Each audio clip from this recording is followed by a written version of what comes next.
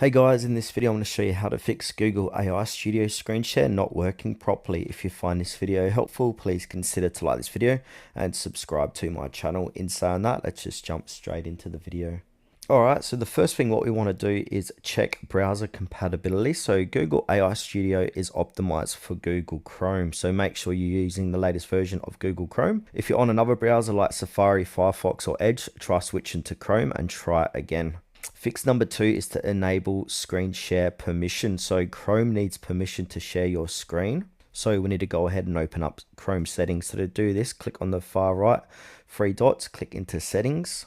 And now once we're inside settings, we need to go to privacy and security and then choose site settings. That's the last option here.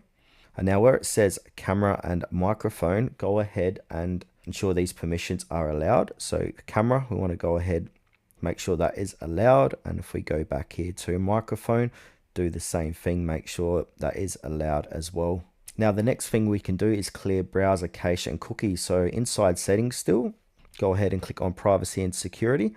And where it says third-party cookies or delete browsing data, go ahead and click onto that.